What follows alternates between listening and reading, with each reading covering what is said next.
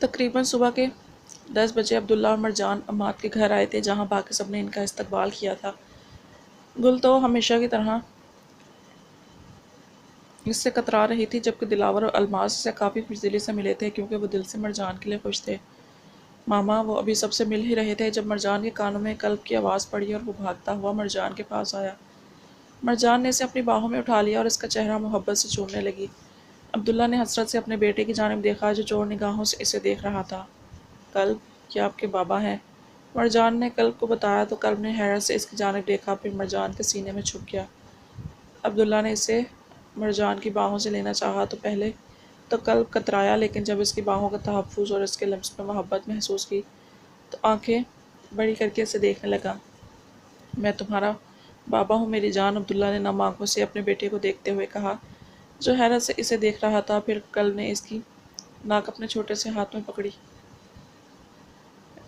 میرے بابا پیارے نہیں، ماما پیاری ہیں۔ کلب کی بات سمجھ کر سب لوگ قہقہہ لگا کر ہنس دیے اور عبداللہ نے چٹا چٹ اپنے بیٹے کو چوم ڈالا۔ کم از کم اس کے بیٹے نے اسے بابا تو کہہ رہا تھا۔ جنرل شہیر اور ان کی بیوی بھی ان کی خوشیوں میں شامل تھے۔ سب نے خوشی سے ساتھ مل کر ناشتہ کیا۔ اپنی بیٹی کو اپنے شوہر اور بیٹے کے ساتھ ہنستا مسکراتا دیکھ الماس نے بے ساختہ اس کی نظر اتاری تھی۔ آخرکار مرجان کی 3 سال سے مانگی جانے والی دعائیں قبول ہوئی تھی۔ اس کی محبت، اس کی خوشیاں اسے مل گئی تھی۔ عبداللہ جان لٹاتی نظروں سے کلب کو دیکھ رہا تھا، جو ہال کے کونے میں یارب کے ساتھ اس کے کھلونے سے کھیل رہا تھا۔ کلب بار بار یارب کو کیوب کا ٹاور بنا کر دکھا رہا تھا، لیکن یارب اپنے چھوٹے ہاتھوں سے وہ ٹاور بنا نہیں پا رہا تھا۔ آخرکار کلب نے غصے سے یارب کو دیکھا اور پھر ایک تھپڑ اس کے منہ پر مار دیا۔ کلب، مرجان نے اٹھ کر یارب کو پکڑنا چاہا، جو منہ بنا کر رونے لگا تھا، لیکن پھر کلب نے ہی یارب کو گلے سے لگا کر پیار کیا۔ پیار سے مارا ہے، پیار سے۔ کلب کی بات پر یارب چپ کر کے پھر اسے کہنے لگا اور وانیہ سر جھٹک کر ہنس دی۔ ڈرامے باز ہیں دونوں۔ عبداللہ بھی مسکرا کر عماد کی جانب متوجہ ہو گیا، جو اس سے باتیں کر رہا تھا۔ کھانے کے بعد امان وہاں پر آیا تو عماد اور عبداللہ اس سے ملنے کے لیے ڈرائنگ روم میں آئے۔ سلام دعا کے بعد دونوں امان کے سامنے بیٹھ گئے۔ سوچا عبداللہ سر کو مبارکباد دے دوں آرمی میں شامل ہونے کے لیے۔ امان نے بات شروع کی تو عبداللہ نے مسکرا کر ہاں میں سر ہلایا۔ ویسے سر، کیا میں بھی آپ دونوں کے ساتھ شامل ہو سکتا ہوں، ایک سیکرٹ ایجنٹ کے طور پر؟ امان نے دلچسپی سے پوچھا۔ تم جو کر رہے ہو نا، بیسٹ کر رہے ہو، بس وہی کرتے رہو، عماد نے اسے کہا تو امان نے گہرا سانس لیا۔ ویسے کیا ہے نا، ایک سپاہی کی زندگی، گھر والوں سے دور، سب سے دور رہنا، یہ بھی نہ پتا ہو کہ اپنے مشن سے گھر واپس پہنچیں گے بھی یا نہیں۔ امان نے اپنے جذبات ظاہر کیے۔ نہیں، میرے لیے مشکل نہیں، کیونکہ میرا ایک اصول ہے۔ کیا؟ عبداللہ نے دلچسپی سے پوچھا۔ جب فیملی کے پاس ہو تو سوچو تمہاری کوئی ڈیوٹی نہیں، اور جب ڈیوٹی پر ہو تو سوچو تمہاری کوئی فیملی نہیں، عماد نے کندھے اچکا کر کہا تو عبداللہ مسکرا دیا۔ اچھی سوچ ہے۔ امان نے دونوں کو مسکرا کر دیکھا اور پھر سیدھا ہو کر بیٹھا۔ مجھے آپ دونوں سے ایک اور بات کرنی ہے۔ ہاں کہو، عماد نے مسکرا کر کہا تو امان اضطراب سے اپنے ہاتھ مسلنے لگا۔ میں شادی کرنا چاہتا ہوں۔ عماد اور عبداللہ دونوں کے ماتھے پر بل آئے تھے۔ تو ہم سے کیوں اجازت مانگ رہے ہو؟ ہم تمہاری گرل فرینڈز تو نہیں؟ عماد کی بات پر عبداللہ ہنس دیا۔ نہیں، آپ سمجھ نہیں رہے سر۔ میں پلیز عبداللہ سر، میرا سر مت پھاڑیے گا۔ لیکن امان نے گہرا سانس لے کر خود میں ہمت پیدا کی اور پھر ایک ہی سانس میں بولا، مجھے گل اچھی لگتی ہے، میں اس سے شادی کرنا چاہتا ہوں، اگر آپ کی اجازت ہو تو۔ امان کا انداز ایسا تھا جیسے اپنے سینئر سے چھٹی مانگ رہا ہو۔ عماد اس کے انداز پر ہنس دیا، جبکہ عبداللہ نے اسے ذرا گھور کر دیکھا۔ تمہارے ماں باپ ہیں؟ جی سر، الحمدللہ، امان نے فوراً کہا، جبکہ عبداللہ رینک میں امان سے کم نہیں تھا، لیکن پھر بھی امان کا سر کہنا اسے مسکرانے پر مجبور کر گیا۔ تو انہیں ہمارے گھر بھیجو رشتے کے لیے، پھر کرتے ہیں تمہارا کچھ۔ امان کا اس بات پر چہرہ خوشی سے دمک اٹھا۔ Thank you sir, thank you so much, میں وعدہ کرتا ہوں اس کا جان سے زیادہ خیال رکھوں گا۔ عبداللہ اس کی خوشی اور جذبات دیکھ کر مسکرا دیا اور ہلکی پھلکی گفتگو کے بعد امان وہاں سے چلا گیا اور وہ دونوں بھی باہر آئے۔ عبداللہ کی نظر مرجان پر پڑی، جو خوشی سے چہکتے ہوئے گل اور وانیہ سے باتیں کر رہی تھی، جبکہ اس کا بیٹا مرجان کی گود میں لیٹا سکون سے سو رہا تھا۔ اپنے اسکول جہان کو دیکھ کر عبداللہ کے دل میں سکون اترنے لگا۔ اسے لگ رہا تھا یہ زندگی رب سے معافی مانگ مانگنے اور شکر کے لیے بہت چھوٹی ہے۔ آج گل کی بارات تھی اور مرجان اس کے لیے تیار ہو رہی تھی۔ اس نے وانیہ کے کہنے پر اپنے لیے لائٹ پنک کلر کی ایک میکسی لی تھی، جبکہ عبداللہ اور کلب کے لیے اس نے میچنگ اسکن کلر کے شلوار کرتے لیے تھے جن پر ہلکی گلابی واسکٹ تھی۔ کلب کو تو وہ پہلے ہی تیار کر کے دلاور کے پاس بھیج چکی تھی اور عبداللہ بھی کپڑے پہن کر کمرے میں آ گیا تھا تو مرجان کو دیکھ کر نظریں پلٹنا ہی بھول گئیں۔ پچھلے 2 مہینے سے وہ اس کے پاس رہ رہا تھا اور مرجان کو وہ سادگی میں بھی دیکھتا تھا تو دیکھتا ہی رہ جاتا تھا، اور آج تو وہ کوئی آسمان سے اتری پری ہی لگ رہی تھی۔ ارے باچا آپ آ گئے، یہ بند کرے نہیں ہو رہا۔ مرجان نے الجھن سے وہ نیکلس عبداللہ کے سامنے کرتے ہوئے کہا جو وہ پہننا چاہ رہی تھی۔ عبداللہ اس کے پاس آیا اور نیکلس اپنے ہاتھ میں لے کر اس کے کمر پر پھیلے بالوں کو ہٹایا۔ میکسی کا پچھلا گلا ذرا گہرا تھا جس سے مرجان کی سفید کمر نمایاں ہو رہی تھی۔ عبداللہ نے جھک کر وہاں اپنے ہونٹ رکھے تو مرجان اپنا ہاتھ دھڑکتے دل پر رکھ گئی۔ باچا جی جانے باچا، عبداللہ نے اتنے پیار سے کہا تو مرجان سانس تک لینا بھول گئی۔ اس سب کا وقت نہیں، دیر ہو جائے گا۔ مرجان کی بات پر عبداللہ مسکرا دیا اور اب کی بار اس کے نازک گردن کو ہونٹوں سے چھوا تو ٹھیک ہے، وعدہ کرو واپس آنے پر اس حسن کو ٹھیک سے خراج بخشنے کا موقع دو گی۔ مرجان نے فوراً ہاں میں سر ہلا دیا تاکہ ابھی کے لیے تو وہ اس کا دامن چھوڑ دے۔ عبداللہ نے مسکرا کر وہ نیکلس اسے پہنایا اور آئینے میں اسے دیکھا۔ آج تک تم سے زیادہ حسین میں نے کچھ نہیں دیکھا، عبداللہ نے اس کی گردن چوم کر کہا تو مرجان کانپ گئی۔ تبھی ان کے کمرے کا دروازہ کھٹکا تو عبداللہ مرجان سے دور ہوا اور دروازہ کھولا۔ لالا دیر ہو رہی ہے، اب چلیں، بارات پہنچنے والی ہوگی، دلاور نے عبداللہ سے کہا تو اس نے مسکرا کر ہاں میں سر ہلا دیا۔ عماد کے علاج کروانے کی وجہ سے اب دلاور کی طبیعت کافی بہتر رہنے لگی تھی۔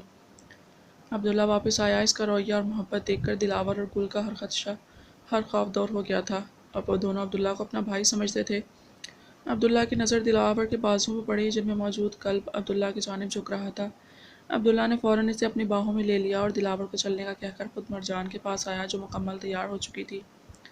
تم وانیہ اور گل کے ساتھ پارلر کیوں نہیں گئی؟ عبداللہ نے اس کے حسین چہرے کو محبت سے دیکھتے ہوئے پوچھا۔ کیونکہ وہ بہت زیادہ میک اپ لگا دیتا ہے منہ پر، پھر انسان کچھ کا کچھ بن جاتا ہے۔ عبداللہ اس کی بات پر مسکرایا۔ سچ ہے، ویسے بھی میری بیوی اتنی حسین ہے کہ اسے اس سب کی ضرورت ہی نہیں، عبداللہ نے اس کے گال پر اپنے ہونٹ رکھ کر کہا، لیکن اس سے پہلے کہ مرجان اسے کچھ کہتی، کلب چیخ مار کر مرجان کی جانب جھکا اور اس کا گال صاف کرنے لگا جہاں عبداللہ نے اپنے ہونٹ رکھے تھے۔ واہ بیٹے، میری بیوی پر میرا ہی لمس برداشت نہیں ہو رہا تجھ سے۔ عبداللہ نے واپس مرجان کا گال چوما تو کلب پھر سے چلایا اور مرجان کا گال صاف کرنے لگا۔ مرجان نے ہنستے ہوئے اپنے بیٹے کو اپنی باہوں میں لے لیا۔ عبداللہ کو پھر سے مرجان کے گال پر جھکتا دیکھ کلب آگے ہوا اور اپنا گال مرجان کے گال پر رکھ دیا تاکہ عبداللہ اسے چوم نہ لے۔ میری ماما، کلب نے مرجان پر اپنی ملکیت ظاہر کی تو عبداللہ اور مرجان ہنس دیے۔ پھر عبداللہ نے کلب کے گال کو چوما اور دونوں کو اپنے ساتھ لگاتا باہر کی جانب چل دیا جہاں سب ان کا انتظار کر رہے تھے۔ تقریباً 1 گھنٹے کے بعد وہ اس میرج ہال پہنچے جہاں گل کی بارات آنی تھی۔ گل کی شادی کا سارا انتظام عماد نے کیا تھا کیونکہ اس کا کہنا تھا گل اس کی بہن ہے، ویرا کی تو سالی ہے اور بہن کی شادی بھائی کرتا ہے، بہنوئی نہیں۔ شادی ہال پہنچ کر مرجان نے کلب کو عبداللہ کے حوالے کیا اور خود گل کے پاس چلے گئی۔ عبداللہ کلب کو اٹھائے عماد کے پاس آیا لیکن جب اس نے عماد کو دیکھا تو اس کی ہنسی چھوٹ گئی کیونکہ عماد بھی آرم کو اٹھائے گھوم رہا تھا۔ دونوں باپ بیٹے نے ایک جیسا گرے کلر کا پینٹ کوٹ پہن رکھا تھا۔ اب عورتیں نگینوں والے کپڑے پہنے ہیں تو وہ بچوں کو اٹھائیں گی نہیں نہ، ہم ملازم ہیں نہ ان کے اس کام کے لیے، عماد نے کہا تو عبداللہ ہنس دیا۔ یارم عماد کی جیب میں لگے گلابی رومال کو کھینچنے کی کوشش کر رہا تھا۔ عماد نے اسے غصے سے گھورا تو جواب میں یارم کھلکھلا کر ہنس دیا۔ ویسے کیسی عجیب بات ہے نا، راگا اور ویرا دونوں وہ نام ہیں جن سے سب کی روح کام جاتی تھی اور ان سے یہ چھٹانکیں نہیں ڈرتیں۔ عماد نے اتنا کہہ کر یارم کے گال پر دانت گاڑے تو یارم چیخ کر رونے لگا اور پھر اس نے عماد کے منہ پر حملہ کرنا چاہا جیسے اسے نوچ ہی دے گا۔ عماد نے اس سے بچ کر ہنستے ہوئے عبداللہ کو دیکھا جس کی گود میں موجود کلب بس دلچسپی سے یہاں وہاں دیکھ رہا تھا۔ تمہارا سپوت پھر بھی ذرا شریف ہے، عبداللہ نے مسکرا کر اپنے بیٹے کو دیکھا۔ جیسے بھی ہیں یہ سپوت جان ہے اپنی۔ عبداللہ نے کلب کا گال چوما تو وہ مسکرا دیا۔ ان 2 مہینوں میں وہ عبداللہ کے کافی قریب آ چکا تھا کیونکہ عبداللہ اس سے پیار ہی اتنا کرتا تھا۔ یہ بات تو ہے، عماد نے بھی محبت سے یارم کا گال چوم کر کہا اور پھر سنجیدگی سے عبداللہ کو دیکھا۔ یاد ہے نا اگلے ہفتے ہمیں مشن کے سلسلے میں بنگلہ دیش جانا ہے، تیار ہو اپنے پہلے مشن کے لیے؟ عبداللہ نے ہاں میں سر ہلایا۔ ابھی کچھ دن پہلے ہی اس مشن کی انفارمیشن اور ڈیٹیلز بھیجی گئی تھی۔ کچھ اسمگلرز وہاں چھپے بیٹھے تھے اور انہیں ان کا ٹھکانہ معلوم کرنے وہاں جانا تھا۔ دل سے تیار ہوں۔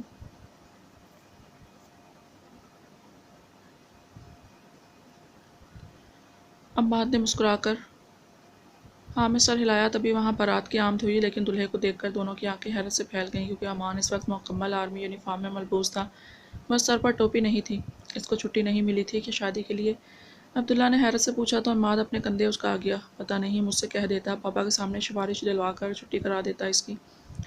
عماد کی بات پر عبداللہ ہنس دیا۔ انہوں نے آگے بڑھ کر امان کو ویلکم کیا۔ ویسے جیجا جی، شادی پر یہ یونیفارم پہننا نئی رسم ہے کیا؟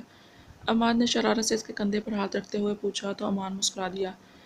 بات یہ ہے سالہ جی کہ آپ کی بہن ذرا ڈرتی تھی فوجیوں سے، تو میں چاہتا ہوں بھول نہ جائے کہیں کہ اس کی شادی ایک فوجی سے ہو رہی ہے۔ امان کے لازم پر عماد اور عبداللہ ہنس دیے اور اسے لے کر اسٹیج کی جانب چل دیے۔ کچھ دیر کے بعد مولوی صاحب وہاں آئے اور انہوں نے پہلے امان سے اور پھر گل کے پاس جا کر اسٹیج کی رضامندی پوچھتے ہوئے دونوں کا نکاح کرایا۔ نکاح ہو جانے کے بعد مرجان اور وانیہ گل کو ہال میں لے کر آئیں۔ جب گل نے نگاہیں اٹھا کر اپنے دلہے کو دیکھا تو اس کا منہ بن گیا۔ یہ بات جان بوجھ کر انہوں نے مجھے چڑھانے کے لیے پہنا ہے، ایک تو میرا فوجی سے شادی کروا دیا اور اوپر سے اس کا کپڑا بھی نہیں بدلوایا، بڑا ظالم ہے آپ لوگ باجی۔ گل نے وانیہ اور مرجان سے کہا تو وہ ہنس دی۔ انہوں نے اسے امان کے بغل میں بٹھایا اور مرجان مسکرا کر عبداللہ کے پاس آ کھڑی ہوئی، جبکہ وانیہ نے عماد کے بغل میں جا چکی تھی۔ امان اور گل ایک ساتھ بیٹھے بہت پیارے لگ رہے تھے۔ گل کے ہاتھ کی لرزش دیکھ امان مسکرا دیا اور ذرا سا اس کی جانب جھکا۔ تو فوجی کی بیوی بن گئی ہو میری نیلی آنکھوں والی گڑیا، تمہارا یہ فوجیوں کا ڈر ختم نہ کیا تو کہنا۔ امان کی سرگوشی پر گل کانپ کر رہ گئی اور شکوہ کناں نگاہوں سے عماد کو دیکھا، جیسے کہنا چاہ رہی ہو لالا یہی فوجی رہ گیا تھا میرے لیے۔